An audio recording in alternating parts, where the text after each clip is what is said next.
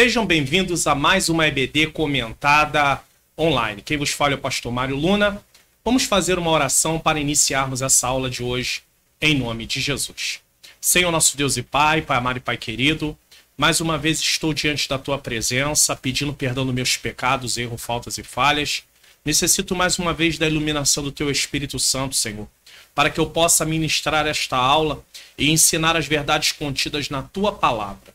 Ao mesmo tempo, eu necessito que o Senhor ilumine a mente daqueles que estão assistindo esta aula, para que possam compreender a Tua palavra. Que tudo que seja dito aqui seja para a honra e glória do Seu nome, em nome de Jesus. Amém. Louvado seja o nome santo do Senhor. Hoje nós estamos na lição de número 5, o lamento de Jó. Nós estamos estudando nesse quarto trimestre de 2020 a fragilidade humana e a soberania de Deus. Desde já, eu peço a você que você não se esqueça aí de assinar o nosso canal, se você ainda não assinou o nosso canal, ativar o sininho das notificações, curta esse vídeo também e compartilhe ele. Seja um colaborador desta obra. Se você compartilhar logo agora no início, você vai estar colaborando, porque você vai se lembrar, depois você pode se esquecer e outras pessoas poderão ser edificadas através dessa aula para a glória do nome santo do Senhor. Então, vamos lá. Louvado seja o nome santo do Senhor. Nós estamos aí, como já foi dito, lição de número 5, ela será ministrada no dia 1/11 de 2020, mas pode ser assistida a qualquer instante e a qualquer momento. Dando prosseguimento aqui, texto áureo: porque antes do meu pão vem o meu suspiro, e os meus gemidos se derramam como água. Jó 3:24. Verdade prática: o sofrimento pode nos levar a situação de extrema angústia, mas não devemos perder a esperança no agir de Deus. Leitura bíblica em classe está em Jó capítulo 3, versículo de 1 a 26. É bom que você tenha lido, tá? Se você não leu, depois você leia essa referência bíblica, porque é importante. A lição se baseia nela. Objetivos específicos. Primeiro, esclarecer que a angústia de Jó fez com que ele desejasse a morte como um escape. Segundo, aclarar o desejo de Jó em ser como um abortivo. Terceiro, pontuar que Jó representa os que, em situação desesperadora, não veem nenhuma luz no final do túnel, ou no fim do túnel. Introdução. Para aqueles que acompanham a minha lição, sabem que toda vez que aparecer em vermelho o texto, é porque eu estou fazendo um comentário à parte do que está escrito na lição, ou é uma referência bíblica. Na lição anterior, vimos de perto o drama vivido por Jó. A lição 4 falou sobre o drama vivido por Jó. Se você não assistiu, você pode procurar aí no meu canal e assistir a lição de número 4. Uma série de calamidades se abateu sobre ele de forma catastrófica. Aprendemos que o sofrimento de Jó era multifacetado, ou seja, era físico, era social, emocional e espiritual. Então o sofrimento de Jó, ele tinha todas essas partes, né? Ele era físico, social, emocional e espiritual. Do estado de riqueza e prosperidade, Jó passou a viver na adversidade. Seus amigos foram para consolá-lo, mas ficaram sem palavras ao contemplarem seu debilitado estado de saúde. Porque imagina, você conhece uma pessoa de uma forma, de um jeito, né? E aí de repente você chega naquele lugar para poder ver seu amigo ou a pessoa que você conhece e de repente você se depara com uma situação como aquela. A pessoa totalmente doente, totalmente debilitada, totalmente magra, totalmente enfraquecida, e os amigos ficaram ali, né, nessa situação. Entretanto, depois de 7 dias, ele rompeu o silêncio com um lamento que veio do fundo da alma. Estamos falando de Jó. Nesse lamento, Jó mirou o dia do seu nascimento e, através de 3 perguntas, desabafou tudo o que sentia naquele momento. Por isso, essa lição é formada de 3 perguntas que nos farão entender o lamento de Jó. Por que nasci? Era a primeira pergunta de Jó. Toda a lição vai estar baseada nessas 3 perguntas. Por que nasci? Por que não nasci morto? E por que ainda continuo vivendo? Tá? Por que nasci? Por que não nasci morto? E por que ainda continuo vivendo? Jó tinha essas dúvidas, Jó tinha essas indagações. E ele se perguntava, e nós vamos entender um pouco melhor sobre tudo isso. Muitos de nós, em maior ou menor grau, já fizemos algum tipo de questionamento desse tipo. Tá? Tem pessoas que dizem a mesma coisa. Por que eu nasci? Por que eu não morri? Coisas dessa natureza acontecem sim, tá? Nessa lição, veremos a reação humana diante do sofrimento. Eu entendo que cada pessoa reage de forma diferente ao sofrimento e que, por isso, não podemos medir o sofrimento entre as pessoas. Uma pessoa... Isso é tão complexo que, por exemplo, uma pessoa perde um bem e uma pessoa perde uma pessoa amada. Às vezes, a pessoa que perdeu um bem, um celular, um relógio, um automóvel também, vamos lá, ela aparenta estar sofrendo muito mais do que uma que perdeu uma pessoa amada. Porque nós não temos como medir sofrimento. Cada pessoa reage de um jeito. Mas isso não quer dizer que, por causa da reação, ela não esteja sofrendo. Existem pessoas que realmente fazem um alarde enorme e daqui a pouco está tudo bem. Existem pessoas que ficam caladas e estão sofrendo no oculto, caladas sem falar nada. Então, cada pessoa tem uma forma diferente de reagir ao sofrimento. Todavia, no caso de Jó, temos aqui registrado o auge da dor humana que serve como exemplo para que cada um saiba como deve reagir ao sofrimento. Quando eu digo aqui o auge da dor humana, é porque Jó foi atacado em todas as esferas ao mesmo tempo. Então, ele passou por sofrimento em todas as esferas. Geralmente, existem pessoas que às vezes estão acometidas de sofrimento na área da saúde. Outros na área financeira. Às vezes era da saúde, área financeira. Mas Jó cobriu tudo. Todas as áreas da vida de Jó foram afetadas devido à situação que ele estava vivendo. Então nós vemos ali o auge. Nós vemos um exemplo do sofrimento, um exemplo da queda, um exemplo da dor da queda. Jó não havia pecado, mas a queda, ela traz sofrimento. O pecado trouxe uma desordem à criação de Deus. A enfermidade é consequência da desordem do pecado. É uma situação dessa forma. Então nós temos que entender, né? Tudo que Jó passou ali tem como consequência a questão da queda, né? Ele não poderia passar por nada daquilo se não houvesse a queda. Mas Jó estava dentro da questão da queda. Ele era um pecador, mas Jó não havia cometido nenhum pecado que Deus estivesse trazendo sobre ele um juízo por causa daquilo que lá ele estava passando. Perceberemos que não há qualquer indício de que Satanás tivesse alcançado êxito diante de Jó. Na perspectiva, forma de ver do patriarca, se Deus era a causa da sua vida, deveria também ser a causa de sua morte, pois dele vinha o bem e também deveria vir o mal. Então, para Jó, funcionava da seguinte forma. Jó sabia que Deus é soberano e poderia permitir o que quisesse na vida dos seres humanos. A Jó cabia apenas adorá-lo. Podemos perceber que Jó teve resiliência. E o que é resiliência? Ou seja, ele se amoldou às mudanças em sua vida até chegar em seu limite. Mas isso não quer dizer que ele se conformou, pois seu lamento aponta para isso. Jó foi resiliente. Ele se amolda, tá? Ele suporta aquilo. Ele segue em frente. Mas há um momento que ele chega no seu limite, no seu auge. E ele vai ali e ele faz o quê? Ele faz o seu lamento. Mas Jó tinha uma concepção sobre Deus. Que concepção era essa? Deus é soberano. Ele faz o que ele quer, quando ele quer, na hora que ele quiser. Da maneira que ele quiser.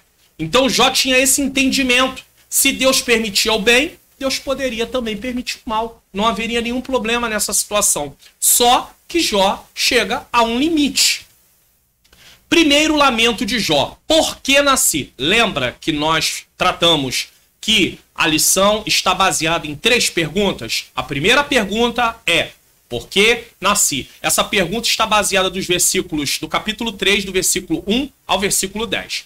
Por que nasci? A dor de Jó era profunda e somente a poesia podia expressar toda a carga emocional vivida por ele. Nesse poema, os 10 primeiros versículos do capítulo 3 são a respeito do primeiro questionamento de Jó. Por que nasci? Esse questionamento sai do íntimo de Jó, assim como ocorre com a alma do salmista. Salmo 130, versículo 1, diz: das profundezas a ti clamo, ó Senhor. Então o salmista ele tinha um problema e ele estava clamando. Então o salmista aqui também é um exemplo de alguém que estava passando por um grande sofrimento. Salmo 116, do 3 ao 4, nós temos um outro registro no livro de Salmos, um outro salmista também falando o seguinte: cordéis da morte me cercaram e angústias do inferno se apoderaram de mim. Encontrei aperto e tristeza. Então invoquei o nome do Senhor, dizendo: ó Senhor, livra a minha alma.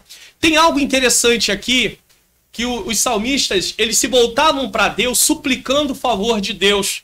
Nós hoje estamos sendo ensinados que você tem que virar diante de situações de tristeza e você tem que ordenar, você tem que decretar, você tem que dizer que não aceita aquilo na sua vida, mas os salmistas não reagem dessa forma. Os salmistas entendem que tudo está no controle de Deus e que eles estão ali para obedecer a Deus e suplicar a Deus um favor. Então eles suplicam a Deus: ó Deus, olha para mim, livra minha alma, Senhor, eu preciso de escape, Senhor, eu preciso de livramento. Eles não se achegam a Deus querendo dar ordem em Deus, coisas que isso tem sido ensinado nos nossos dias. Você tem que ordenar, você tem que decretar, você tem que profetizar, você tem que rejeitar, você não pode aceitar.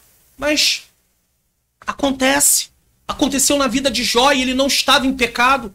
Pode acontecer na vida de qualquer um de nós. E nós temos que suplicar a Deus. Nós temos que nos voltar para Deus humildemente, buscando o seu favor. Não com exaltação. Humilhai-vos perante a potente mão de Deus. E ele, ao seu tempo, tempo de Deus, não o meu tempo, vos exaltará. Mas às vezes nós queremos o quê? Nos exaltar diante de Deus. Não, eu não aceito, eu sou filho de Deus, eu tenho direitos. Quais direitos? Os direitos que eu tenho foram conquistados por Jesus na cruz. Se ele conquistou e ele imputou sobre mim a justiça dele, então eu não tenho direito nenhum. Eu vivo pela graça, favor imerecido de Deus. Da mesma forma, o profeta Jeremias expôs os sentimentos diante de seus conflitos. Jeremias também teve conflitos. Os salmistas tiveram conflitos. Jeremias teve conflitos. Jeremias 20, 14 a 18 diz, versículo 14: maldito o dia em que nasci. Jeremias falando. O dia em que minha mãe me deu a luz não seja bendito. Maldito o homem que deu as novas a meu pai, dizendo: nasceu-te um filho, alegrando-o com isso grandemente. E seja esse homem como as cidades que o Senhor destruiu sem que se arrependesse. E ouça ele clamor pela manhã e ao tempo do meio-dia um alarido. Porque não me matou desde a madre, ou minha mãe não foi minha sepultura, ou não ficou grávida perpetuamente, ou seja, sem eu nascer. Por que saí da madre para ver trabalho e tristeza, e para que se consuma os meus dias na confusão? Esse é o lamento do profeta Jeremias. Nesse sentido, o patriarca não está sozinho em lamentar diante da dor. Isso quer dizer que o lamento faz parte da vida do ser humano. A vida humana é constituída também de lamentos. A questão não é se lamentar, mas como se lamentar. A questão não é você se lamentar, mas como você vai se lamentar. Os exemplos de Jó, dos salmistas, de Jeremias e de outros não culpam a Deus por seus sofrimentos. Precisamos lembrar que tudo o que o maligno quer é isso, que venhamos nos voltar contra Deus e abandoná-lo. Quando nós estamos em grande luta, em grande tribulação, em grandes provações, nós precisamos nos lembrar do que Jesus disse em Mateus capítulo 5, ali, nas bem-aventuranças. Jesus diz: alegrai-vos, quando vos injuriarem e mentindo disserem todo o mal contra vós. porque assim fizeram antes com os profetas que vieram antes de vós. Jesus fala isso para os seus discípulos, para os seus ouvintes daquela época, porque ele sabia que viria momentos de dor, momentos de tristeza, momentos de tribulação. Então nós precisamos ter isso em mente. A vida humana, ela é constituída também de sofrimento. Não existe esse negócio de ser cristão e não ter luta, não ter provação, ter só aquilo do bom e do melhor. Nós não estamos vivendo no mundo perfeito. Nós estamos no processo de santificação, estamos sendo restaurados. Haverá um dia de perfeição, mas esse dia ainda não chegou. Então, podemos se apegar nas palavras do Senhor e não nos deixarmos levar pelos esses falsos discursos, por esse falso evangelho que promete felicidade perfeita aqui nessa terra. Isso não existe. Basta ler o livro de Eclesiastes. Tudo que acontecia debaixo do céu, tudo que acontecia debaixo do sol. Não há felicidade. O mundo está em queda. Nós estamos vivendo no período da queda. Nós aceitamos Jesus como Senhor e Salvador, fomos alcançados pela redenção do Senhor, mas a nossa natureza pecaminosa ainda está aqui, ela é mortificada diariamente, mas nós ainda temos a natureza pecaminosa, então não estamos em perfeição. Temos que ter muito cuidado com isso, porque senão nós achamos que nada está dando certo e vamos abandonar a Deus. E há pessoas vindo para o evangelho em busca de vida feliz e não de salvação de alma. Prosseguindo. 2. Que em lugar da memória viesse o esquecimento. Então ele pergunta, por que eu nasci? Que em lugar da memória venha o quê? Esquecimento. Neste momento de dor, Jó não amaldiçoou a Deus, como Satanás previra. Em vez disso, amaldiçoou o dia de seu nascimento. Então, Jó amaldiçoou o dia do seu nascimento. No lugar de ser ocasião de grande celebração pelo dia do nascimento de criança, Jó amaldiçoou esse dia por ocasião do grande sofrimento e decepção. Então, em vez de ser um dia de alegria, Jó diz que é um dia de dor, é um dia de decepção, é um dia de lamento. Para o homem de Uz, esse dia teria de ser apagado da memória. Não é assim que muitas vezes nos sentimos? Às vezes queremos ler esse texto, queremos culpar a Jó. Nos achamos melhor do que Jó. Às vezes estamos passando uma coisa bem menor. Eu já disse que sofrimento não se mede. Mas aí a gente quer culpar Jó. Não, tá vendo? Ele não aguentou. Ó, ele amaldiçoou o dia do seu nascimento. Mas não é assim que acontece às vezes conosco. Nos momentos difíceis, nós queremos que aquele momento passe logo, que acabe logo, que nós não venhamos nem sequer lembrar daquilo. Às vezes chegamos ao auge de pensar que a morte seria a solução. E eu não estou falando aqui da pessoa pensar na morte e fazer algo para se matar. Eu estou falando que passa na mente dela. Morrer seria a solução. Ah, talvez você diga, mas pastor, eu nunca pensei isso. Mas tem pessoas que pensam. Chegam no momento que ele não vê saída. Não é que ele queira morrer, é que ele quer que a dor pare. Ele quer cessar o sofrimento. Quem pensa em morrer não quer morrer por morrer. Ele pensa em morrer porque ele entende, ele pensa que ao morrer o sofrimento acaba. E nós vamos ver que isso não funciona dessa forma. Tá? Prosseguindo. Não é assim que muitas vezes nos sentimos? Um dia em que tudo foi mal e temos o desejo de nunca mais lembrá-lo. Jó 3, do 1 ao 3, diz: depois disso abriu Jó, depois de quê?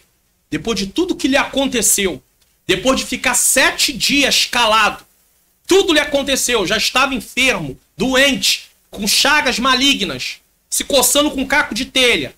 Agora Jó abre a boca e amaldiçoou o seu dia. E Jó falando disso, pereça o dia que nasci e a noite em que se diz, foi concedido um homem. A poesia permite Jó falar de uma forma que traga todo o peso de sua dor. A poesia, por causa da linguagem figurada, ela traz todo o peso da dor de Jó. Dor essa que ele não compreendia o motivo, já que servia a Deus com toda a fidelidade. Quantos de nós, diante dos sofrimentos, nem achamos graça em comemorar sequer o dia do nosso aniversário. Existem pessoas que não gostam dessa data e muitas delas não sabem nem explicar o porquê disso. Já parou para pensar? Existem pessoas que não gostam de aniversário, data de aniversário. Não se sentem ali motivadas com a questão de estar completando mais um ano de vida. Existem pessoas assim. Tem outras que são extremamente festivas, mas tem gente que não liga para isso. Cada um tem sua forma de agir, cada um tem sua maneira. Tudo seja de acordo com aquilo que é a estrutura daquela pessoa, estrutura de personalidade, a formação daquela pessoa. A minha esposa, quando entra no mês de aniversário dela, ela faz aniversário no mês de agosto. No dia 28 de agosto, já comemorou o aniversário esse ano de 2020. Quando entra o mês de aniversário, ela já começa a falar que é o mês do aniversário dela. E ela vai falando praticamente todos os dias, até chegar o dia do aniversário dela. Ela é festiva, ela gosta do dia do aniversário. Eu já sou mais quieto em relação a isso. Sou grato a Deus por completar mais um ano de vida, mas eu não sou tanto quanto ela. E tem pessoas que vão até ao extremo dessa situação, não gostam sequer dessa data. Realmente não gostam. E não sabem explicar. Jó se vê numa dor tão grande que ele diz, ele amaldiçoa o dia do seu nascimento. Porque nasci. Porque eu nasci, que ao invés de ter comemoração, tem o quê? Lamento. Não é o que está aqui? Não é o que está dito? E que em lugar da memória viesse o quê? O esquecimento. Porque aí a gente vai lá e fala assim, hoje é dia do seu nascimento. Já estava, não, esqueça o meu nascimento. Tem que ser dia de esquecimento. Prosseguindo, que em vez da ordem viesse o caos. Jó, poeticamente, ele fala de forma como se fosse possível mudar a ordem das coisas. Mencionamos o desejo de Jó para que o dia de seu nascimento não tivesse entrado no calendário. E que dessa forma, tanto esse dia como essa noite jamais tivesse existido. No lugar da luz que raiou por ocasião do nascimento dele e que revelou todo seu sofrimento, o patriarca desejou que as trevas dominassem. Versículos de 4 a 7 de Jó, capítulo 3. Vamos lá. Converta-se aquele dia em trevas, e Deus lá de cima não tenha cuidado dele. Deus não olhe para ele, nem resplandeça sobre ele a luz. Contaminem-no as trevas e a sombra da morte. Jó fala do dia se transformar em trevas e as trevas e a noite ficar em trevas também. Habite sobre ele nuvens, negros vapores do dia o espantem. A escuridão tome aquela noite e não se goze entre os dias do ano. Ou seja, não esteja ali entre os dias do ano, aquele dia e aquela noite. Não esteja, não faça parte. É como se arrancasse um dia do calendário. Jó está falando é isso. Arranque esse dia do calendário. Não entre no número dos meses. Ah, que solitária seja aquela noite e suave música não entre nela. Solitária por quê? Porque se não fazer parte do calendário, então ela está sozinha. Então ela não tem vínculo nenhum com aquele tempo, com os acontecimentos. Então Jó não estaria ali. É isso que Jó está dizendo. E por quê? Porque em vez de paz veio o quê? Dor. E em vez da ordem veio o caos. Desse raciocínio, Jó menciona a imagem do Leviatã mais à frente. Este famoso e assombroso animal marinho simbolizava o caos. Algumas traduções falam Leviatã, outras falam crocodilo, outros acreditam que era um outro tipo de animal. Eu não vou entrar nesse mérito aqui não, tá? O homem de Uz, até porque isso não edifica em nada. O homem de Uz recorre a essa imagem para ilustrar o momento tenebroso que está vivendo. O que importa é que o animal era assombroso. E Jó compara esse animal assombroso ao momento que ele está vivendo. Então, eu fico apenas com a questão do assombro, que é o importante. Agora, se era um crocodilo, se era um outro tipo de animal marinho, nós não sabemos. Há muita discussão a nível disso, tá? A lógica é simples. Presta atenção nisso aqui. Por que Jó fala o que falou? Se Deus não tivesse feito aquele dia, então, pego o meu dia do aniversário, meu dia de nascimento. Eu nasci no dia 1º de março. Muito bem. Então, se não existisse o dia 1º de março, eu não teria nascido. Olha o que Jó está dizendo. Se Deus não tivesse feito aquele dia, ele não teria sido concebido. E, portanto, não passaria por tudo isso. É claro que Jó está falando de forma poética aqui. Isso não seria possível. Não seria possível voltar atrás. Mas Jó está falando dessa forma. Porque o seu coração está em profunda angústia. Nesse sentido, o Novo Testamento revela como nosso Senhor é misericordioso e nos trata com amor e ternura nos momentos de tribulação e angústia, pois aos pés da cruz é o melhor lugar para derramar a nossa alma. João 11, 32 e 33, na Almeida Revista Atualizada, diz: quando Maria chegou ao lugar onde estava Jesus, ao vê-lo, lançou-se aos pés, dizendo: Senhor, se estiver aqui, meu irmão não teria morrido. Versículo 33, Jesus vendo-a chorar, e bem assim os judeus que a acompanhavam, agitou-se no espírito e comoveu-se. Precisamos lembrar que a revelação de Deus, que é a Bíblia, não estava completa no tempo de Jó.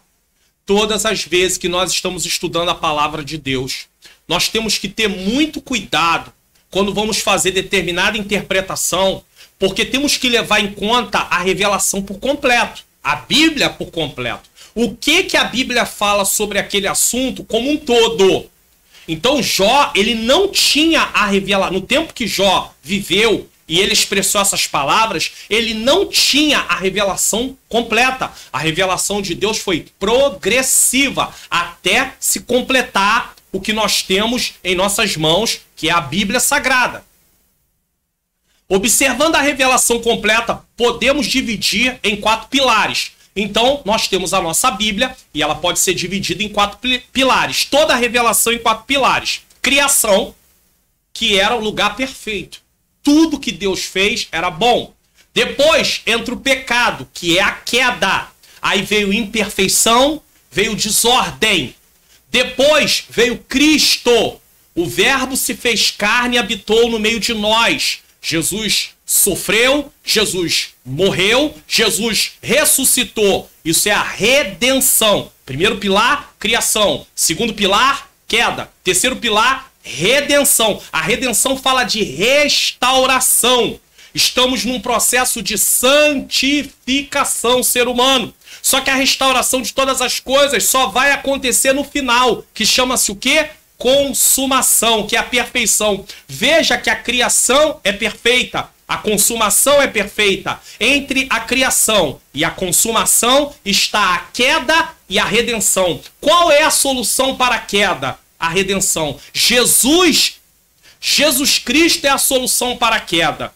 Deus criou tudo perfeito, criação. Depois veio o quê? Queda. Qual é a solução para a queda? A redenção em Cristo Jesus. E no final nós temos o quê? A consumação de todas as coisas. Aí tudo vai voltar ao estado de perfeição. É por isso que não adianta você ficar ouvindo esses discursos dizendo que haverá felicidade plena aqui nessa terra sem que haja a consumação de todas as coisas, porque isso é falácia, isso é engano, isso é um discurso que não tem verdade, porque todas as coisas só serão perfeitas quando houver a consumação. Sem consumação não haverá perfeição. Enquanto estivermos nessa terra, enquanto não recebermos o corpo glorificado, não haverá perfeição. Haverá sofrimento, haverá lamento, haverá tristeza, haverá choro, haverá tribulação. Tudo isso expressa dor.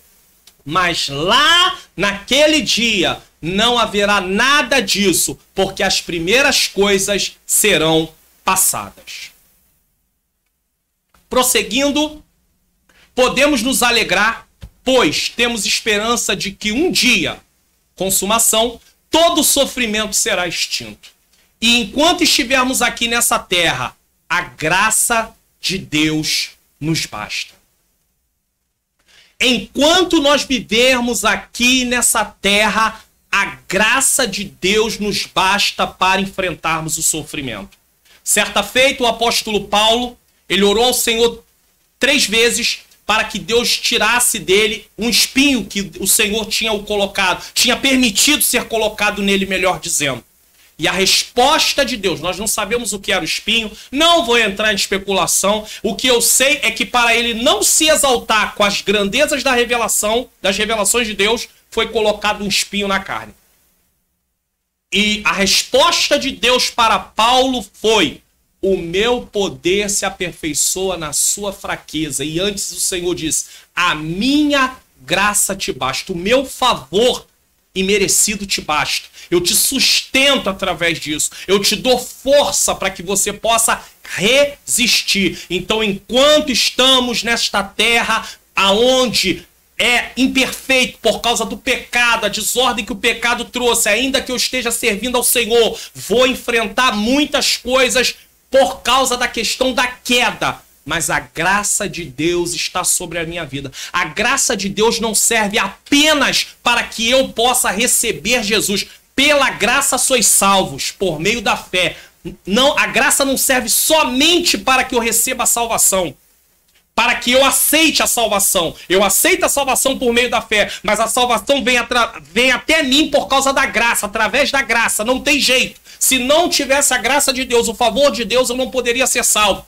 Mas ela não serve só para isso, ela também serve para me sustentar, para que eu tenha força. Ela não me obriga a fazer nada, mas ela me dá condição para que eu possa prosseguir em frente. A graça é o meio no qual eu tenho condição de prosseguir servindo ao Senhor, indo em frente. Porque se não houvesse a graça, eu também desistiria. Eu levantaria a mão e eu abaixaria de novo e eu desistiria. Aí alguém vai dizer, então quem desiste é porque não tem a graça de Deus? Não, é porque ele decidiu não ir em frente. A graça não toma decisão por nós. Ela apenas é o meio que Deus nos dá condição de nossa natureza não nos vencer, porque senão a nossa natureza nos vence. Através da graça eu recebi uma nova natureza em Cristo, um novo homem em Cristo. E é de acordo com essa nova natureza que eu posso responder positivamente a obedecer a Deus. Caso contrário, se não fosse pela graça de Deus, eu não teria como responder positivamente a fazer a vontade do Senhor. Síntese do tópico 1. O primeiro lamento de Jó revela seu desejo de esquecer o dia em que nasceu. Talvez você ainda diga o seguinte: o Senhor disse que só através da graça é possível prosseguir na presença de Deus e obedecê-lo e ir em frente. No Antigo Testamento não se falava de graça. Mas ela estava lá. Apesar de estar oculta, mas a graça de Deus sempre esteve presente. Porque se não houvesse a graça, o ser humano jamais poderia servir e obedecer a Deus. Segundo lamento, tópico 2. Segundo lamento de Jó. Por que não nasci morto? Vai dos versículos 11 a 19. Então, nós temos aí 11 a 19, é a segunda pergunta. Por que não nasci morto? 1. Descansando em paz. Às vezes essas perguntas parecem perguntas fortes, né? Por que nasci? Por que não nasci morto? E às vezes você para e pensa e fala assim: meu Deus, como é que alguém que serve a Deus, homem íntegro, reto, temente a Deus, se desviava do mal, pôde chegar num estado desse? Você já olhou o que esse homem estava passando? De alguma forma, às vezes nós cometemos a mesma coisa. Que vida é essa? Eu não aguento mais essa vida. Entre linhas você está dizendo a mesma coisa. O que eu estou fazendo aqui? Por que eu ainda estou aqui? Por que eu nasci? Já parou para pensar nisso? Às vezes você não fala da palavra morte, mas fala: que vida é essa? Entendeu? Então vamos prosseguir. Descansando em paz. Os intérpretes observam que o discurso de Jó, a partir do versículo 11, muda de amaldiçoar para reclamar. A partir desse versículo, Jó passa a reclamar por não ter nascido morto. Para ele, nascer morto teria sido melhor do que existir naquelas condições. Versículo 11 a 13. A vida é uma dádiva, mas Jó estava em profunda angústia. Jó 3, do 11 ao 13. Por que não morri eu desde a madre? e em saindo do ventre não expirei. Lembra de Jeremias? Falou algo também? Por que a mãe não ficou grávida o tempo inteiro? Por que me receberam os joelhos? E por que os peitos para que mamasse? Ou seja, poderia ter morrido de fome. Porque já agora jazeria e repousaria, dormiria e então haveria repouso para mim. Temos que lembrar que a linguagem é poética, então ela traz o peso da dor de Jó. Ele fala de uma forma poética, que a poesia traz essa expressão, há uma expressividade dentro da poesia. Então a gente, se for levar tudo para o literal, a gente fica escandalizado. Meu Deus, o que é isso? Mas a grande verdade é, Jó estava sofrendo muito, muito. Por não haver a possibilidade de voltar atrás no tempo e cancelar os acontecimentos que levaram o seu nascimento, não tinha como voltar atrás, Jó volta-se para a frase seguinte do seu lamento: por que não morri eu desde a madre? Ou seja, do ventre, da barriga da minha mãe. Era a melhor maneira de não passar por toda aquela tribulação. Essas palavras de Jó revelam uma coisa: ele queria descanso de todo o seu sofrimento. Deu para entender?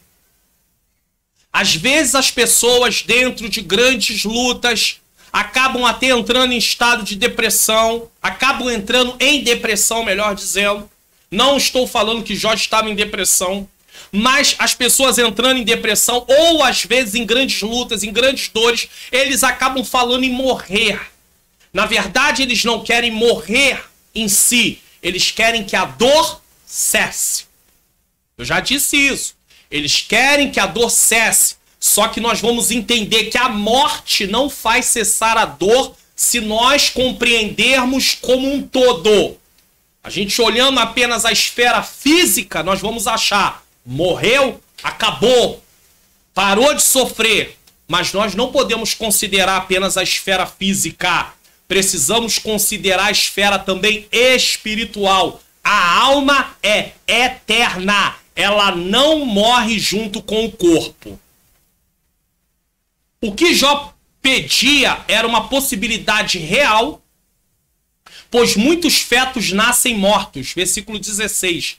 Para ele, a morte era uma forma de descansar em paz. Versículos 13 a 15. Na Nova Versão Internacional diz: agora eu bem poderia estar deitado em paz e achar repouso, junto aos reis e conselheiros da terra que constituíram para si lugares que agora jazem em ruínas, com governantes que possuíam ouro, que enchiam suas casas de prata. 16.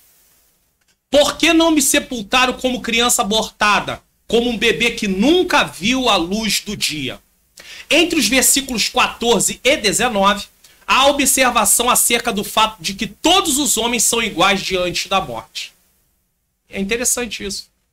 Inclusive, o próprio Salomão, no capítulo 3 de Eclesiastes, no finalzinho do capítulo, ele fala que homens e animais são iguais a nível da morte, a nível do corpo físico. Eles são iguais, porque todos os dois perecem da mesma maneira. O corpo vai desfalecer, vai sumir ali no meio da terra. É a mesma coisa. E aqui Jó fala, os reis, os ricos, os maus cessam de perturbar e ali repousam também os cansados.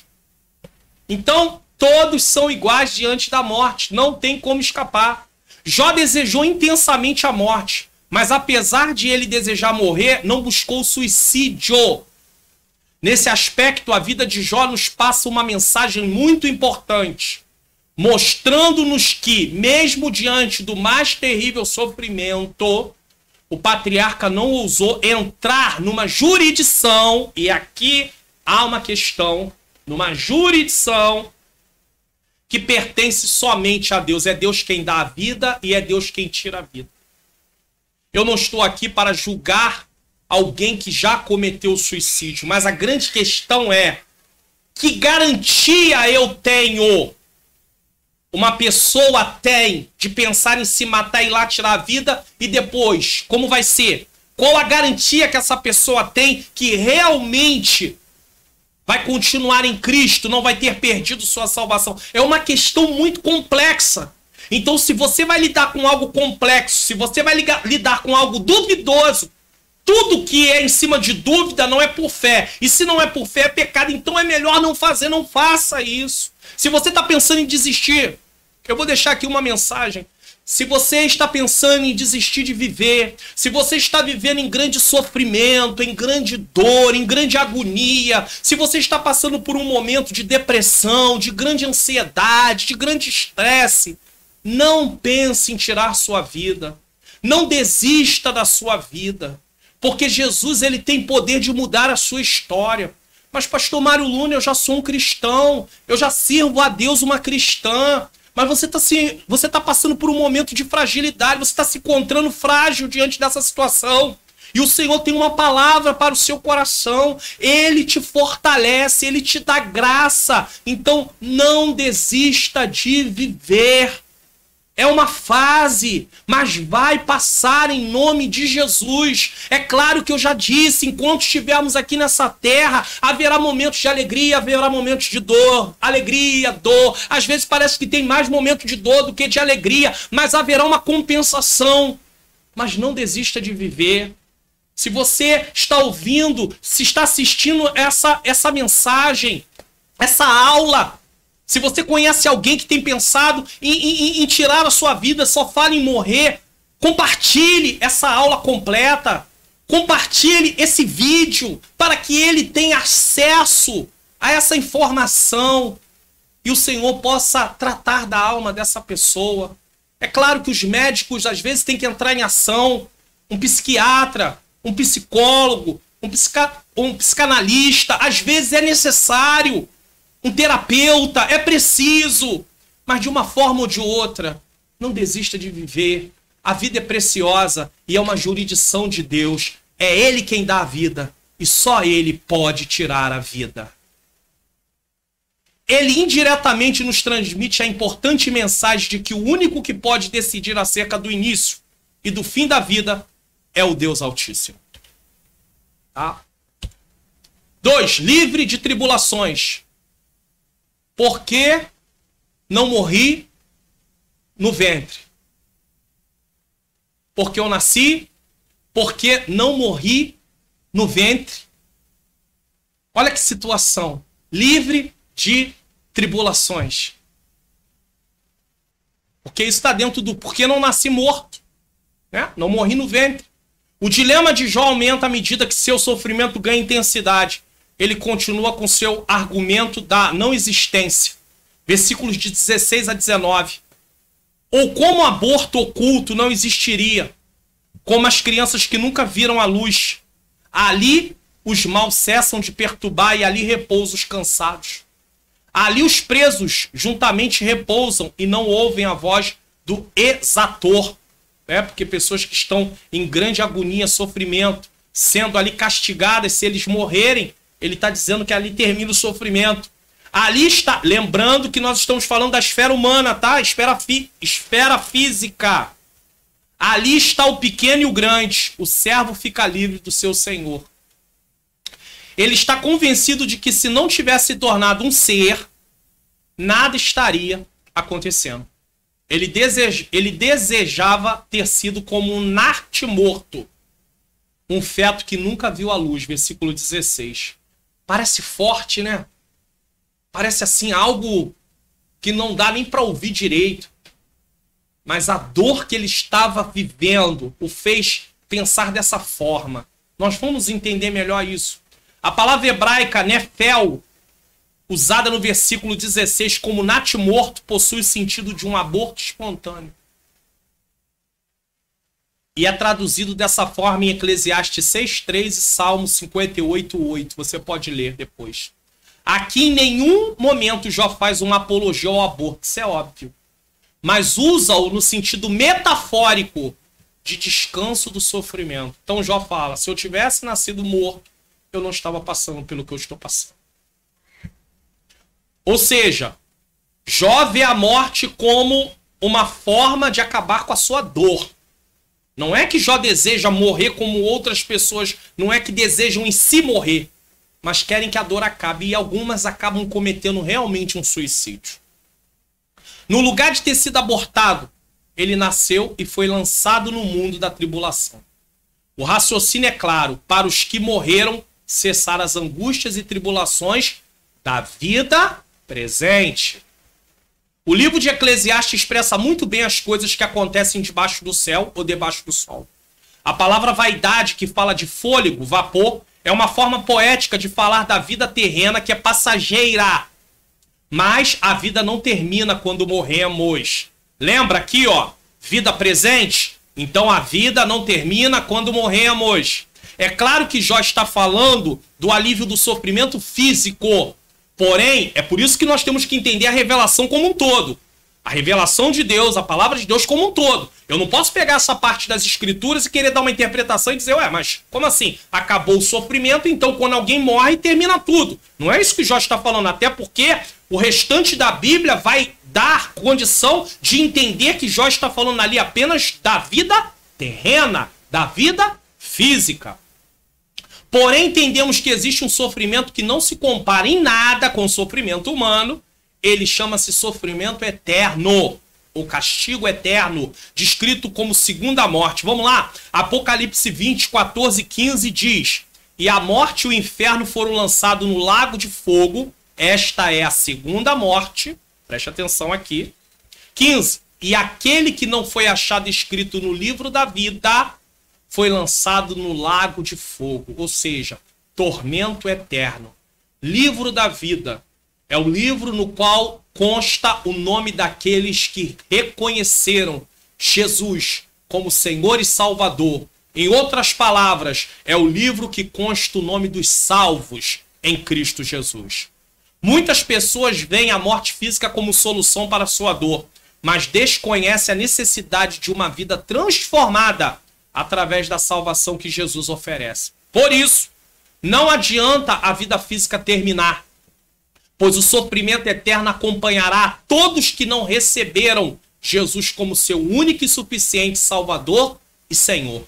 Mateus 25, 46 diz: irão estes para o tormento eterno, mas os justos, os que têm o nome escrito no livro da vida, os que reconheceram Jesus como Senhor e Salvador, os que abriram mão da sua vida para viver a vida segundo a vontade de Deus, para a vida eterna.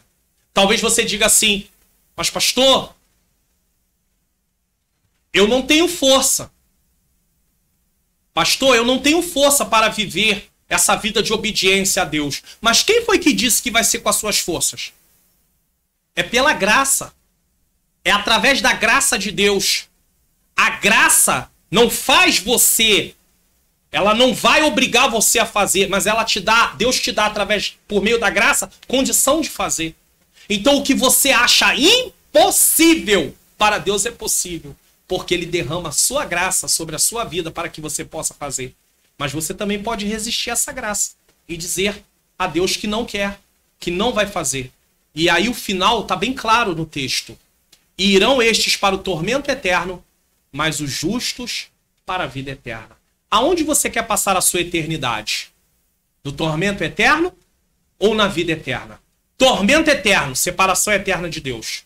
Vida eterna, comunhão eterna com Deus. Eterna.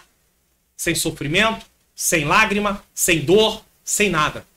Porque tudo será perfeito. Mas enquanto estamos aqui nessa vida, tudo isso vai acontecer. Haverá altos e baixos, mas com a graça de Deus nós podemos suportar. Pense bem no que você está fazendo com a sua vida. Paulo, em Gálatas 2:20, ele disse: não vivo mais eu, mas Cristo vive em mim. E a vida que vivo agora, vivo na fé do Filho de Deus. Paulo tinha aberto mão da sua vida para viver a vida de acordo com a vontade de Deus.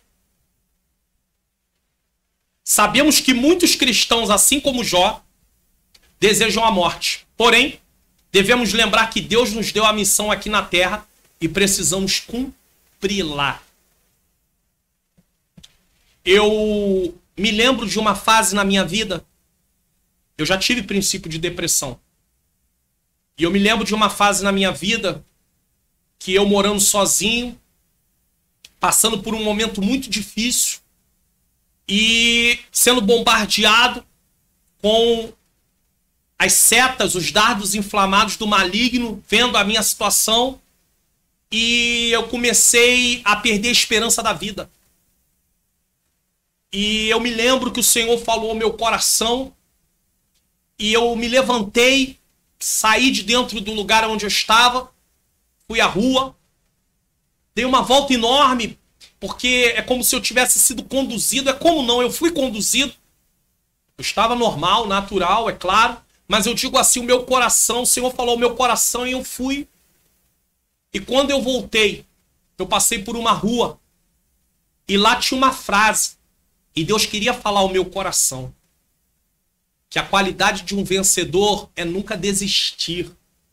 E eu, claro, biblicamente falando, entendo que para que eu seja vencedor, eu dependo do Cristo que venceu. É óbvio que eu entendo isso.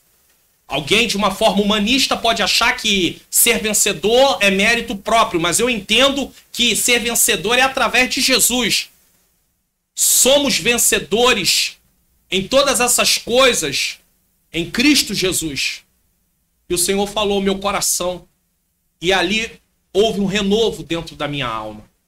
Então eu sei que talvez algumas pessoas estejam passando por momentos muito difíceis e não vejam saída. Mas Jesus tem saída para esse momento difícil que você está vivendo. Creia nisso. Vejamos o exemplo do apóstolo Paulo, que mesmo tendo passado por grandes sofrimentos em toda a sua vida cristã, disse o seguinte. Então preste atenção. Muitos cristãos às vezes desejam a morte. Temos que lembrar que a nossa missão aqui na terra precisa ser cumprida. E temos o apóstolo Paulo como exemplo. Olha o que ele diz. 2 Timóteo 4, 7 e 8. Combati o bom combate, acabei a carreira e guardei a fé.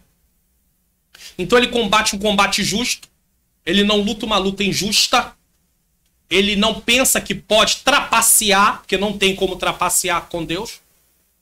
Ele acaba a carreira, ou seja, ele cumpre a missão, e ele acaba a carreira guardando a fé. Ele não perde a confiança em Deus. Desde agora, aí qual é o resultado? Desde agora, a coroa da justiça. Justiça essa imputada em nós por meio do que Cristo fez. Não é justiça própria. Desde agora, a coroa da justiça me está guardada, a qual o Senhor, justo juiz, me dará naquele dia. E não somente a mim, mas também a todos os que amarem a sua vinda. Paulo é um exemplo de um homem que viveu grande sofrimento. Paulo é o exemplo de um homem que viveu durante a sua vida grande sofrimento. Mas ele perseverou. Ele foi em frente. Ele prosseguiu. Para a teologia da prosperidade, confissão positiva, teologia do coach da atualidade nesse ano de 2020, que tem acontecido tantas coisas, essa pandemia, e palavras que vinham em anos anteriores, 2017, 2018, 2019 e até anteriormente, mas a cada dia vai se agravando mais. Para muitos desses homens da atualidade que são adeptos a essas teologias distorcidas, Paulo era um fracassado. Porque como é que um homem que servia a Deus podia sofrer tanto como Paulo? Nós vamos nos espantar com o que vamos ler daqui a pouco durante a lição. Paulo era um vaso escolhido de Deus para uma missão. E ele combateu o bom combate, ele acabou a carreira e ele guardou a fé. Que exemplo para mim, para eu e para você. É um grande exemplo que nós venhamos seguir esse mesmo exemplo. Paulo disse, sede meus imitadores, como eu sou de Cristo. Uma realidade para o cristão. O Novo Testamento nos ensina que enquanto estivermos nesse mundo, estaremos sujeitos à dor, ao luto e ao sofrimento. Deu para entender? Enquanto estivermos nesse mundo, estaremos sujeitos à dor, o luto e o sofrimento. Ainda no tempo de Jó, como a revelação não era completa, eles tinham um entendimento diferente das coisas, eles tinham um entendimento limitado, os amigos de Jó tinham um entendimento limitado, então iriam atribuir a Jó a dor, o luto, o sofrimento ao pecado. Mas nós sabemos que dor, luto e sofrimento não são sempre consequências de pecado. muitas vezes são consequências de estarmos fazendo a obra de Deus, de estarmos renunciando a nós mesmos através da ação do Espírito Santo na nossa vida. Tudo isso causa dor, tudo isso causa sofrimento, certo? Filipenses 4, 11 e 12, olha o que o apóstolo Paulo diz. Não estou dizendo isso porque esteja necessitado. Paulo estava alegre que recebeu um recurso vindo da igreja de Filipos, pois aprendi a adaptar-me a toda e qualquer circunstância. 12. Sei o que é passar necessidade. Ah, teologia da prosperidade não pode ouvir isso aqui não. Teologia da confissão positiva, teologia do coach, não. Passar necessidade, é Paulo dizendo. Sei o que é passar necessidade, sei o que é ter fartura. Aprendi o segredo de viver contente em toda e qualquer situação. Seja bem alimentado, seja com fome, tendo muito ou passando necessidade. O triste aqui é esse evangelho falsificado que anuncia ao invés de salvação, santificação, perseverança em meio às lutas, o triunfalismo, o revanchismo e a busca por riquezas. Esse é o evangelho que está em cima de muitos púlpitos. O evangelho que está em cima de muitos púlpitos é o evangelho que apregoa busca de riquezas, triunfalismo, revanchismo, que é jogar um contra o outro, ao invés de apregoar salvação, ao invés de apregoar vida eterna, ao invés de apregoar santificação. Mas o Senhor está vendo tudo isso. Então, enquanto estamos aqui nessa terra, haverá sofrimento, haverá tribulação, haverá dor, mas o Senhor irá nos ajudar. Ainda que Jó não estivesse entendendo, ainda que Jó estivesse amaldiçoando ali o dia do seu nascimento, a graça de Deus estava ali presente também, porque Jó não se vira contra Deus, Jó se vira contra o seu nascimento, mas não contra Deus diretamente. Ele não se vira contra Deus. E ele vai passar. E lá na frente, ele vai ter um entendimento de tudo aquilo que aconteceu, não explicado por Deus, porque Deus não vai explicar nada para Jó. Mas ele vai entender que Deus pode todas as coisas. Se dentro do que eu e você estamos passando, nós tivermos um entendimento que tudo está no controle de Deus, que nos resta, se não há o que fazer, se a nossa parte está sendo feita, se o que está ao nosso alcance estamos fazendo, é descansar no Senhor e esperar o agir dele. Mas ao mesmo tempo, uma promessa consoladora de Jesus. João 16:33 e Filipenses 4:13. João 16:33, na Almeida Revista Corrigida. Tenho-vos dito isso para que em mim tenhais paz. No mundo tereis aflições, mas tem de bom ânimo, eu venci o mundo. Filipenses 4:13. Posso todas as coisas naquele que me fortalece. Aí alguém pega o versículo 13, isolado do restante. Aprendi a contentar-me com o que tenho, tá. E aí diz, irmão, você pode conquistar o que você quiser, porque o Senhor vai te fortalecer para conquistar. O texto não está falando de conquista, o texto está falando de suportar. É diferente. Se nós tirarmos o versículo do contexto, nós vamos falar que o texto está falando de conquista. Mas se eu deixar o texto dentro do contexto, nós vamos ver que Paulo está falando de suportar através da graça de Deus tudo aquilo que precisava passar por amor ao Senhor Jesus. Podemos resumir esses dois versículos no seguinte: Jesus morreu, conquistou nossa salvação e nos dá graça para suportarmos tudo até chegar ao fim da carreira. Suportar. Deus seja louvado. Síntese do tópico 2, o segundo lamento de Jó revela o desejo de ter sido abortado. Primeiro lamento, o desejo de não ter nascido. Segundo lamento, o desejo de ser abortado. Terceiro lamento de Jó, por que continuo vivo? Capítulo 3, do 20 ao 26. Mesmo diante de toda a dor, Jó ainda estava vivo. A vida está na mão de Deus. Às vezes nós passamos por determinadas lutas, determinadas provações, e aí nós pensamos assim, eu não sei como eu estou conseguindo seguir em frente. Deus está te dando graça. Deus está te dando força. Deus está te sustentando. Ele é teu ajudador, ele é meu ajudador. É por isso que você está conseguindo. É por isso que eu estou conseguindo. Jó aqui está questionando. Por que eu continuo vivo mesmo diante dessa situação?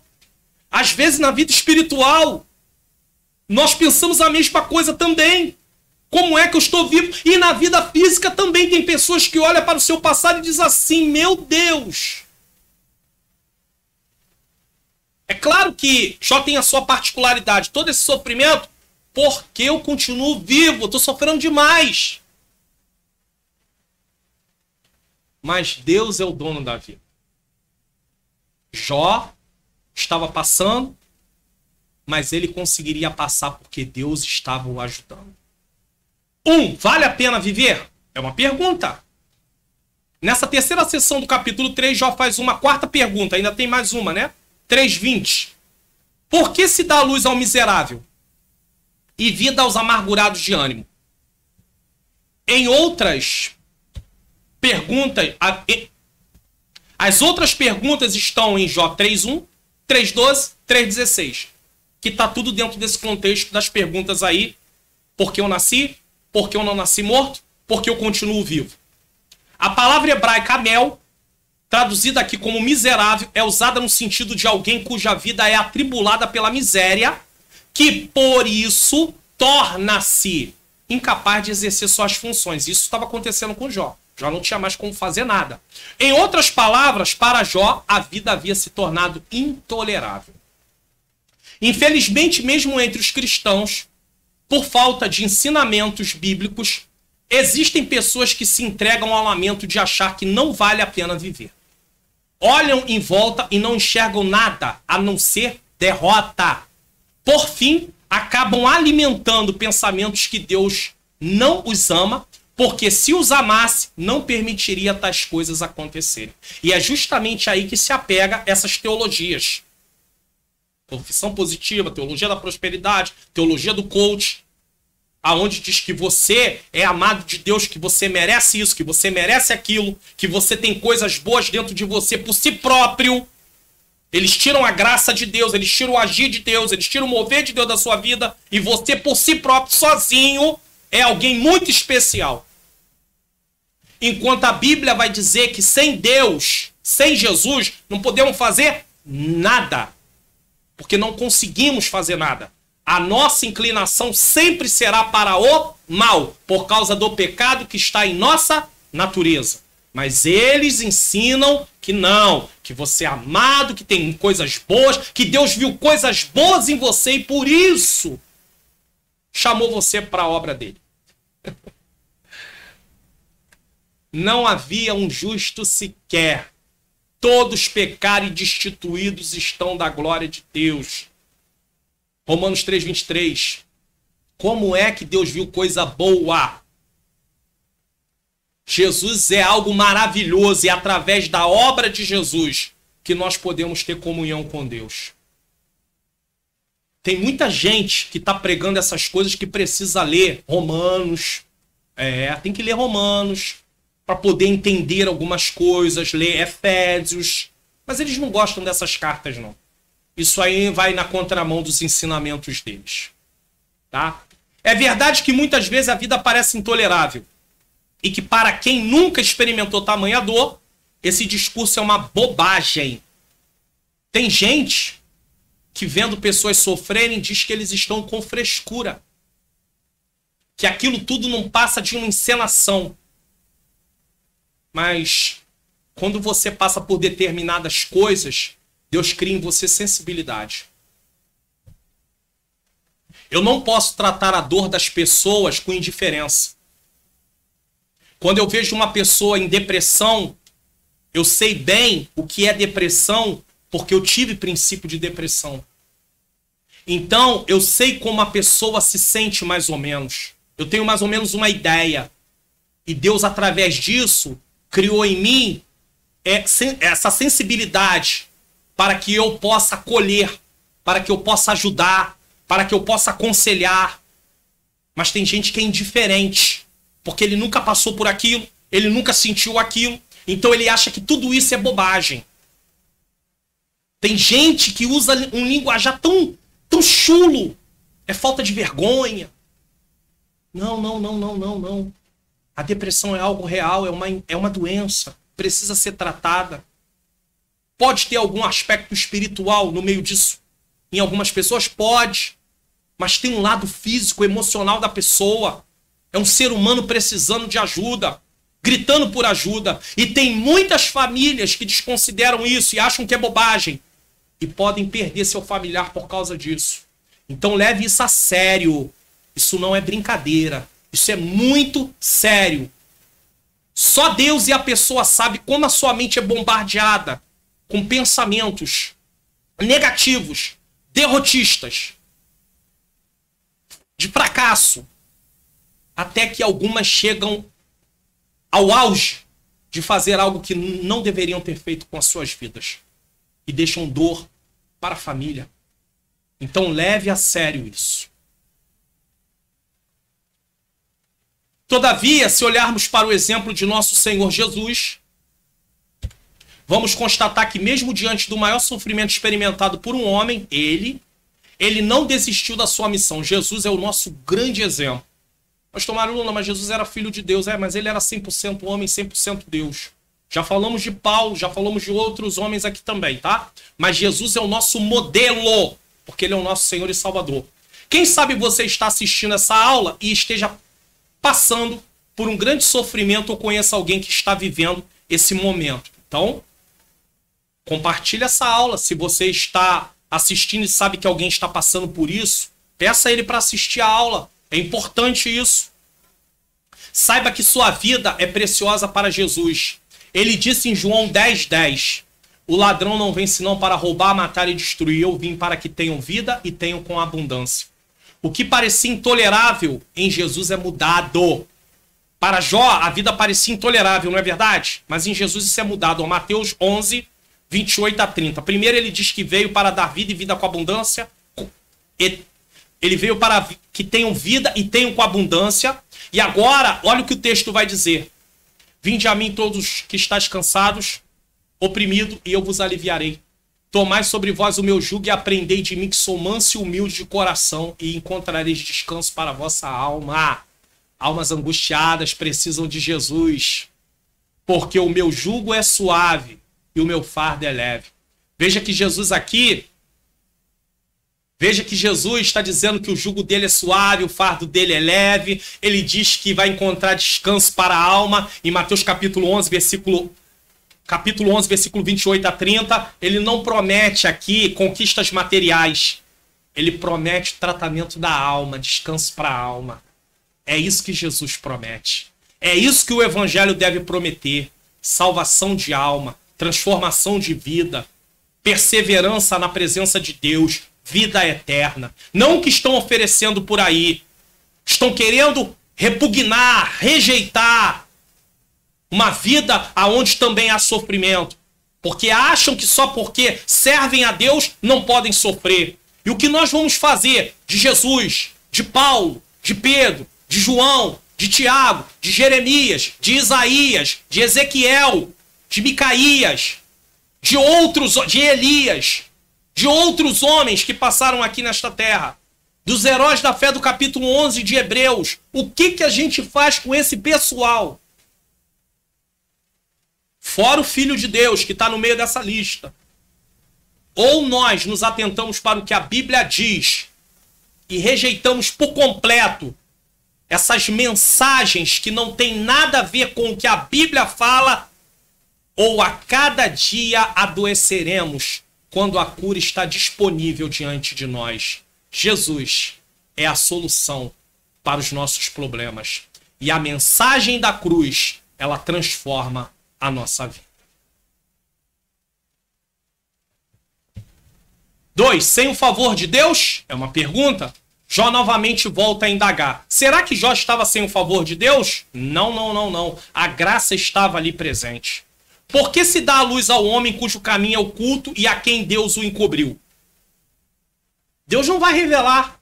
Deus não vai mostrar pra gente o caminho. O que vai acontecer na nossa vida.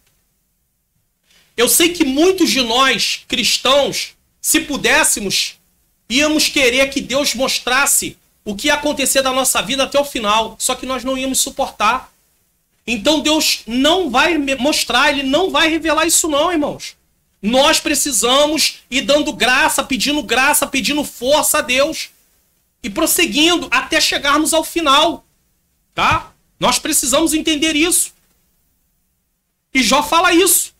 Porque se dá luz ao homem cujo caminho é oculto e a quem Deus o encobriu? Jó 3:23. A pergunta busca o significado do sentido de todo aquele processo. Jó não estava entendendo. E isso não é surpresa. Quantos de nós vivemos momentos que nós também não entendemos?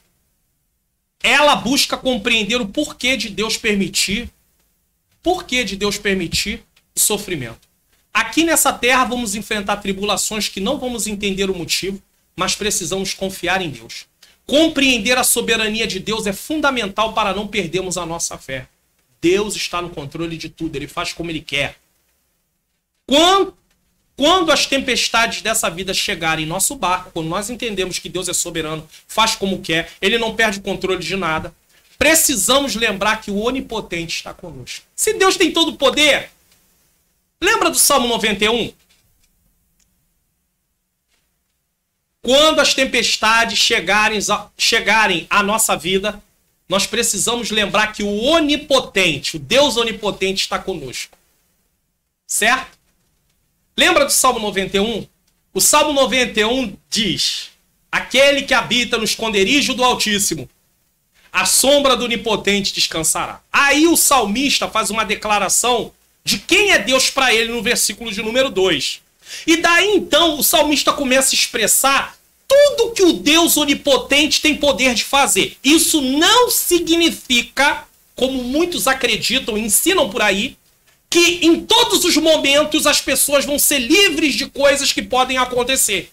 Porque senão crentes não morreriam assassinados, bala perdida, acidente, pode acontecer de um crente ser assassinado. Quantos crentes, quantos cristãos em todas as épocas, por servirem a Deus, até mesmo foram assassinados? Mas o salmista expressa o poder do Deus Onipotente. E aí eu me lembro de Misael, Azarias e Ananias, que é Sadraque, Mesaque e Abidnego, que ele disse a Nabucodonosor: o Deus a quem servimos continuamente, se Ele quiser, Ele nos livrará. Se Ele quiser. Por quê? Porque Deus é soberano.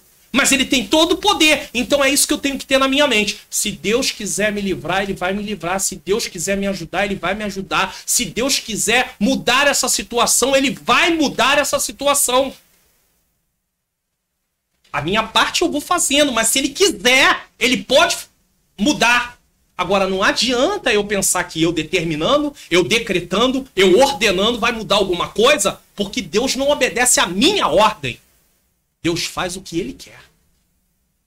Então, temos que ter cuidado com esses ensinos mentirosos que nos fazem acreditar que nós podemos fazer o que queremos. Não podemos, mas estamos guardados pelo Onipotente. Então descansamos no Senhor. Aqui é um paralelo com Provérbios 4:18, onde é dito que o caminho do justo é como a luz da aurora, que brilha mais e mais até ser dia perfeito. Na literatura sapiencial, a palavra hebraica traduzida como caminho é derek, e se refere ao caminho da sabedoria de Deus, que conduz a vida para o patriarca, esse fato havia se tornado um paradoxo. O que é um paradoxo? Uma aparente contradição. Porque se o caminho conduz à vida, como pode? Pois ele não sabia porque Deus escolheu para ele o caminho do sofrimento. Jó não entendia. Apesar dele entender que Deus podia fazer o que quisesse, ele não entendia por que Deus escolheu para ele o caminho do sofrimento. Muitas vezes a missão que o Senhor nos encarregou, isso aqui é importantíssimo. Preste atenção. Muitas vezes Paulo disse que acabou a carreira, terminou a carreira. Então olha só. Muitas vezes a missão que o Senhor nos encarregou de cumprir nessa terra envolve sofrimentos mas constante. Jó não sabia, Deus não revelou, mas ele tinha um propósito naquele sofrimento de Jó. Quando Jó diz, viste o meu servo Jó para Satanás, íntegro, reto, temente e se desvia do mal, Deus não estava dizendo ali naquele momento que Jó era íntegro, reto, temente, que se desviava do mal, ali. Deus já sabia que até o final Jó se comportaria da mesma maneira. Então, Deus tinha um propósito. E o propósito de Deus era derrubar as teses de Satanás. E ele ficar envergonhado, achando que sabia o que se passava no coração de Jó, quando na verdade ele não sabia. Observe com atenção, preste atenção aqui, hein? Observe com atenção o que Deus diz a Ananias. Tá? Atos 9, 15, 16. Mas o Senhor lhe disse, vai porque este é para mim um instrumento escolhido. Quem é esse instrumento escolhido? Paulo. Para levar o meu nome perante os gentios e reis, bem como perante os filhos de Israel. Então, ele tinha a missão de pregar tanto para o não israelita como para o israelita. Versículo 16. Pois eu lhe mostrarei. Quem mostrará? O Senhor. Quanto lhe importa sofrer pelo meu nome? Deus chamou Paulo para sofrer. No caso de Paulo, não havia outro caminho a não ser o sofrimento. Então, o caminho caminho, né, como a luz da aurora, o propósito de Deus para Paulo era algo grande, de anunciar o seu evangelho, anunciar o seu reino, porém, haveria sofrimento. O sofrimento estava atrelado à missão de Paulo, diretamente. Eu lhe mostrarei o quanto lhe importa sofrer pelo meu nome. Aí alguém vai dizer, mas é claro, Paulo perseguiu, Paulo fez, Paulo aconteceu, agora ele vai colher o que ele plantou. Isso é a mente humana falando. Mas a Bíblia não diz isso. Em momento nenhum Deus fala sobre isso em relação a Paulo. Deus está dizendo que a missão que Deus tem para ele envolverá sofrimento. Ele vai sofrer muito. E ele poderia ter desistido. Alguém pode dizer, não, mas ele está colhendo, mas ele poderia desistir. Quantas pessoas fazem tantas coisas que não devem, e aí depois vem para a presença de Deus, e aí começa a passar luta, prova, e acabam desistindo e larga para lá. O apóstolo Paulo não largou. A graça de Deus sustentou o apóstolo Paulo. Não é que a graça de Deus carregou Paulo no sentido de tomar decisões por Paulo, mas ele sabia que ele tinha uma missão e que ele iria em frente, e ele entendeu que o sofrimento fazia parte dessa missão. Eu sei, e você sabe, que talvez o nosso sofrimento, o chamado, não tenha a ver nada com o que Paulo teve diante de Deus. Mas precisamos ter sempre em mente que haverá sofrimento. Isso nós temos que entender. Enquanto estamos nessa terra, haverá sofrimento. O não cristão também sofre da mesma maneira. E ele vai abandonar quem? Se ele não serve a Deus. Agora, a primeira coisa que nós pensamos é, vou largar Jesus. Jesus não está comigo, ele não está me honrando. E o não cristão? O que ele faz? Ele vai para onde? Ele abandona quem? Deu para entender? São coisas desse tipo que nós temos que pensar na nossa vida. Mas junto com o sofrimento, Deus lhe concedeu graça, a favor de Deus, para suportar. 2 Coríntios capítulo 12, versículo 9. E disse-me, a minha graça te basta, porque o meu poder se aperfeiçoa na fraqueza. De boa vontade, pois me gloriarei nas minhas fraquezas, para que em mim habite o poder de Cristo. Veja que o texto vai dizer, Deus diz, porque o meu poder se aperfeiçoa na fraqueza. Agora Paulo dizendo, de boa vontade, de coração aberto, voluntariamente. Porque não adianta passar por sofrimento, eu não aguento mais isso. Se eu pudesse. Eu abandonava tudo. Eu largava tudo. Não, Paulo está dizendo, de boa vontade, pois me gloriarei nas minhas fraquezas. Se eu tenho alguma coisa para me gloriar, vou me gloriar. Que eu não tenho força, que eu não tenho condição. Mas que o poder de Cristo habita na minha vida. Para que o poder de Cristo habite em mim, eu tenho que reconhecer quem eu sou. E aí vem eles ensinando, você é importante para Deus. Somos importantes, sim. Mas dizer que nós temos méritos, que Deus viu algo especial em nós, aí o poder de Deus não tem como se manifestar. Porque eu estou cheio de si. E Deus não opera onde há alguém cheio de si. O eu tem que ir embora. Veja bem o que Jesus disse. Aquele que quiser ser meu discípulo, negue-se a si mesmo. É claro que a negação a si mesmo não é um ato do homem em si, sozinho. Ele precisa da ação de Deus. A graça de Deus está sobre o homem e através da ação do Espírito Santo, por causa da graça, o homem consegue negar a si mesmo. Então, ele vai tomar a atitude de negar a si mesmo. Mas o transformar, esse negar em si, é o Senhor que vai transformando a vida dele. Mas ele precisa negar. Então, quem está cheio de si, não tem como o poder de Deus operar na vida dele. Uma vez que Paulo aceita a vontade de Deus, o sofrimento vem. A graça de Deus o sustenta e o processo de crescimento espiritual acontece. Você entendeu isso aqui? Uma vez que Paulo aceita o chamado de Deus, Deus diz que ele vai ter que sofrer. Ele vai aprender quanto deve padecer pelo nome do Senhor. Uma vez que Paulo aceita isso, entende que ele vai passar por sofrimento. Uma vez que eu entenda, que você entenda que vamos passar por sofrimento, que ser cristão não é uma vida de felicidade, mais felicidade apenas. Somos felizes sim em Cristo, mas haverá altos e baixos, altos e baixos, altos e baixos. Quem foi que disse que só porque estamos dentro de tribulações deixamos de ser felizes? A felicidade em Deus não pode estar baseada nas circunstâncias ou em pessoas. Nós somos felizes por causa do que Jesus fez por nós. Então, no momento que Paulo entendeu que passaria por sofrimento, a graça de Deus veio sobre ele e o sustentou. E o processo de crescimento e de maturidade aconteceu na vida de Paulo. Porque o crescimento em si, o processo, nos torna maduros. Aí Paulo foi crescendo espiritualmente.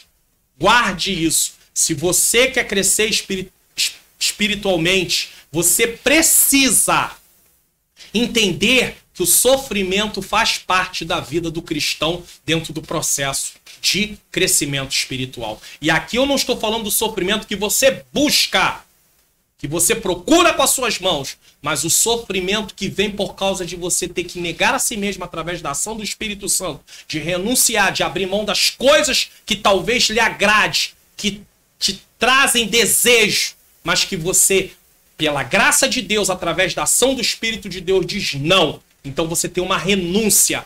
E isso vai trazer o quê para você? Crescimento.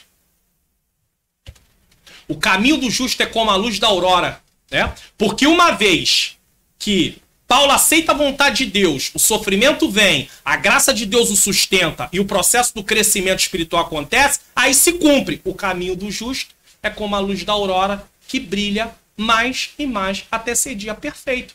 Combati o bom combate, acabei a carreira e guardei a fé. Paulo chegou ao momento do dia perfeito nesse sentido, porque ele iria partir. É claro que Paulo está antecipando a partida, dizendo que vai acontecer. Mas no momento da sua partida, quando realmente chegou o momento da sua partida, chegou esse momento. E o dia perfeito, cumprindo literalmente, chegará naquele momento do corpo estar sendo glorificado. O caminho do sofrimento na presença de Deus nos leva para mais perto dele. Na presença dele, não buscando com as nossas mãos. Deus lhe deu graça e veja o que aconteceu com Jó no final de seu livro. Jó 42:5. Com ouvidos meus ouvidos ouvi, mas agora te veem meus olhos. Além dessa maior intimidade, todos que estão em Cristo Jesus poderão um dia estar para sempre com o Senhor, como Paulo já está. 3. Um caminho de sabedoria e maturidade. Muitas vezes sentimos-nos igual a Jó, desorientados, passando por uma via dolorosa do sofrimento. E como ele, não imaginamos nem compreendemos que Deus está agindo. Deus está trabalhando no nosso crescimento. Enquanto estamos passando naquele momento de sofrimento, Deus está trabalhando e nós estamos crescendo. É preciso, porém, olhar para o alto, onde Cristo vive, Colossenses 3, do 1 ao 4. Nele podemos manter o equilíbrio e a confiança durante a tormenta. Assim trilhar um caminho de sabedoria. O que é sabedoria? É ver a vida na ótica de Deus. Ou seja, entender o mundo da forma que Deus entende. É claro que não é uma compreensão igual a de Deus, mas entender o propósito que Deus quer para com a minha vida em relação a estar aqui nesse mundo. Maturidade, crescimento. A vontade de Deus é que venhamos nos parecer com Cristo no sofrimento. O apóstolo Pedro fala que é necessário que, assim como o ouro que perece, passa pelo fogo e é purificado, importa que a nossa fé aconteça a mesma coisa. A nossa vida passe pela mesma coisa. Vamos entender um pouquinho de Colossenses capítulo 3, do 1 ao 4? Portanto, se já ressuscitaste com Cristo, buscar as coisas que são de cima, onde Cristo está assentado à destra de Deus. Preste atenção nisso aqui. A nova natureza pode ser percebida pela nossa identificação com Cristo e pela nossa aspiração por Cristo. Então, primeiro, nós nos identificamos com Cristo, vamos nos parecer com Ele. E também aspiramos Cristo, queremos obedecer aquilo que Ele mandou. Os convertidos buscam mais as glórias de Cristo do que as glórias deste mundo. O verbo buscar implica em uma busca perseverante. Não é buscar só hoje, não é buscar só amanhã, não é buscar só semana que vem. É uma busca constante. Este buscar é mais do que um buscar para encontrar. É um buscar para possuir. Combati o bom combate, acabei a carreira e guardei a fé. Desde já a coroa da justiça me está preparada. Possuir.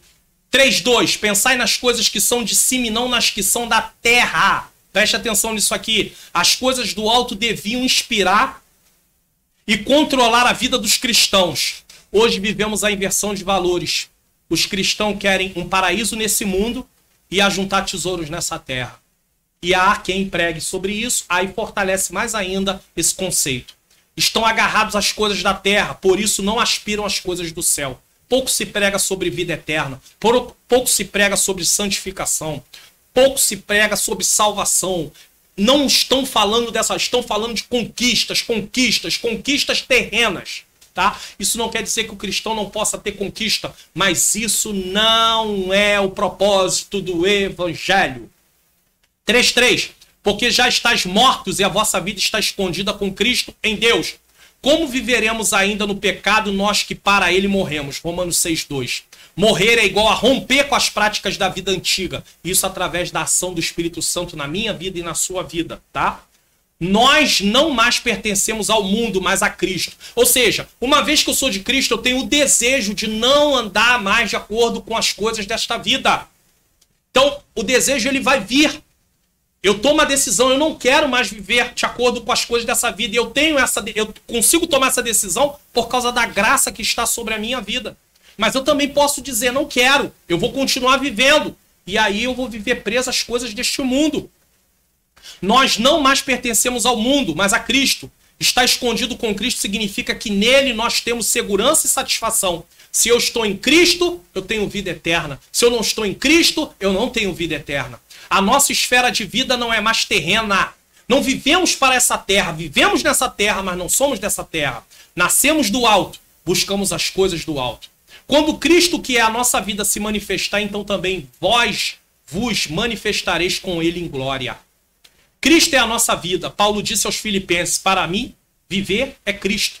Aos Gálatas, Paulo afirmou, já estou crucificado com Cristo. E vivo não mais eu, mas Cristo vive em mim. A vida que agora vivo na carne, vivo na fé, vivo-a pela fé no Filho de Deus, a qual me amou e se entregou a si mesmo por mim. Gálatas 2:20. A vida eterna é Cristo. Aquele que tem o Filho tem a vida. Aquele que não tem o Filho de Deus não tem a vida. É triste, mas é a realidade que a Bíblia diz. 1 João 5:12. Cristo agora está assentado à direita de Deus Pai no céu, mas um dia ele virá em glória para nos levar para o lar. 1 Tessalonicenses 4:13-18. Santificação é glória começada. Glória é santificação completada. Ou seja, nós esperamos o processo da glorificação, que é o final da santificação. Aí não haverá mais o pecado em nossa natureza. A nossa jornada não terminará com o corpo surrado pela doença, enrugado pelo peso dos anos, coberto de pó na sepultura, mas receberemos um corpo de glória semelhante ao de Cristo. Filipenses 3:21 diz que transformará o nosso corpo abatido para ser conforme o seu corpo glorioso, segundo o seu eficaz poder de sujeitar também a si todas as coisas. Por isso, não desista diante dos sofrimentos. A promessa de Deus está de pé. Vida eterna. Vida eterna. Vida eterna. Síntese do tópico 3. O terceiro lamento de Jó revela a desistência da vida por causa do sofrimento. Por que ainda continuo vivo? Ele pensou dessa forma. Mas nós já entendemos, olhando para a revelação como um todo, que não podemos desistir. Ele também não desistiu. Conclusão. Nessa lição vimos o dilema de Jó. Desconhecendo as razões da adversidade, porque ele não estava lá quando Deus e Satanás estiveram em conversa, que se abateram sobre ele, o patriarca não negou a Deus, nem o amaldiçoou como o diabo queria. Todavia, ele expôs toda a sua humanidade. Ele colocou a humanidade ali, mostrou a humanidade. De forma que o leitor que apenas o contempla sem, contudo, participar de seu drama, tem dificuldade em entender seu lamento. Isso é claro. Principalmente quando ele se dirige a Deus. Se nós não observarmos com bastante atenção, não dá para compreender o que ele fala em determinado, mas se aí você vê o todo, aí você vai ter uma compreensão. É o lamento de um corpo ferido e de uma alma que, mesmo amando a Deus, se derrama em angústia. Jó é esse homem, mas ele não termina. A história de Jó não termina aqui. Precisamos prosseguir durante todas as outras lições para que venhamos entender tudo aquilo que se pensava acerca da situação, olhando para o que Jó pensava, olhando para o que os amigos de Jó pensavam. Já olhamos o que o Satanás pensava, o que a mulher de Jó pensou, mas vamos também olhar com muita clareza o que Deus pensa. E vamos saber como essa história vai terminar, é claro, no final da lição. Na última lição, no decorrer das lições. Então que possamos seguir em frente. Jó lamentou. Você também lamenta. Mas o lamento não é o final. Na próxima lição, nós vamos estar estudando a teologia de Elifaz. Só os pecadores sofrem? É isso que Elifaz. Há uma pergunta.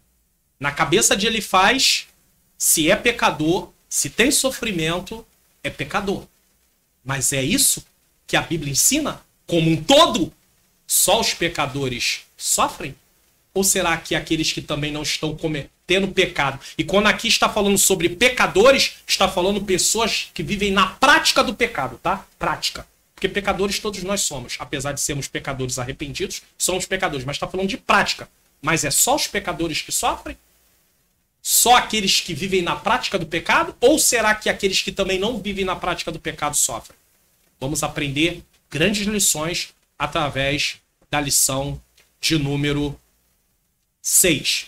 Eu volto aí a pedir a você para poder se inscrever no canal, ativar o sininho das notificações, curtir esse vídeo e compartilhar esse vídeo, que é muito importante.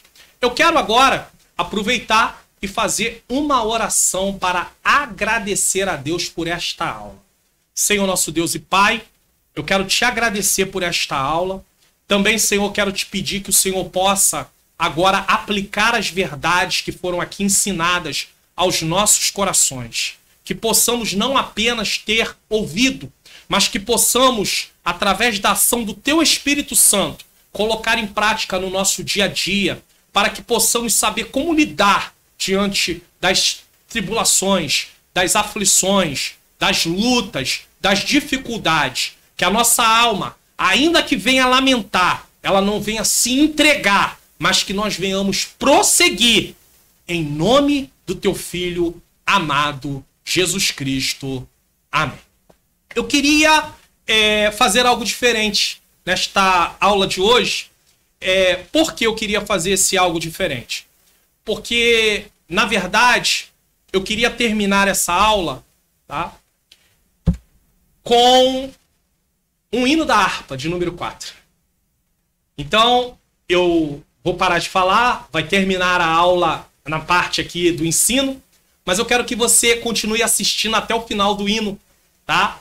Porque eu acho importante. Esse hino, ele se encaixa perfeitamente com aquilo que essa lição está falando. Lamento.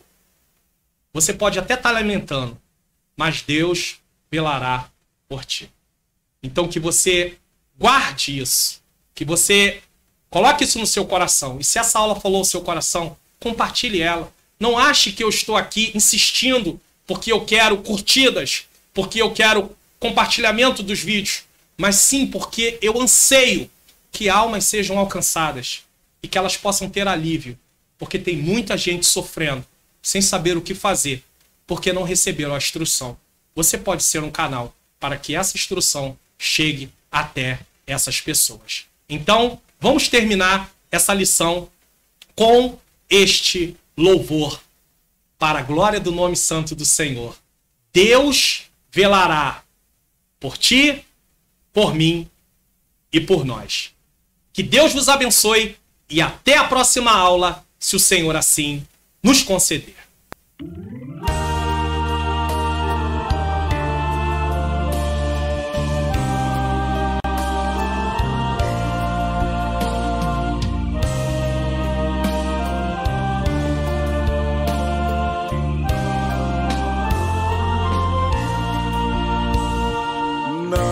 Desanimes, Deus proverá, Deus velará por ti.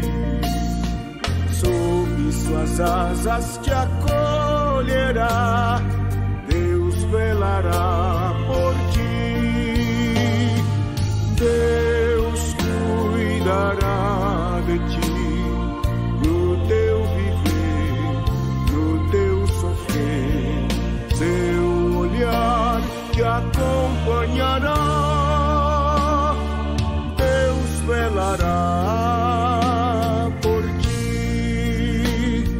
Se o coração palpitar de dor, Deus velará por ti. Tu já provaste seu terno amor, Deus velará por ti.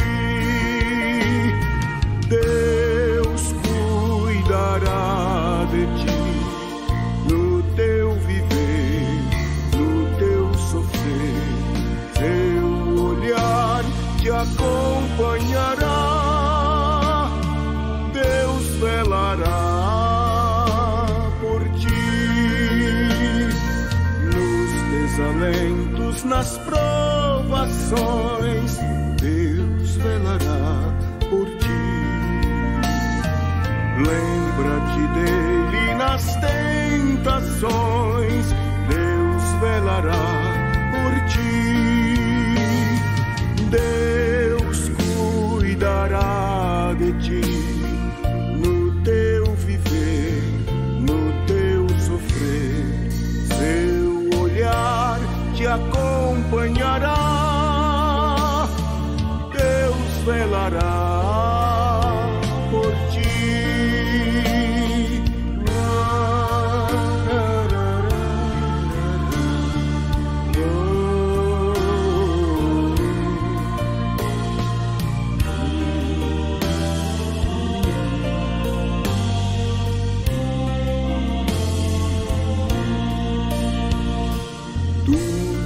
Pedes, ele fará, Deus velará por ti.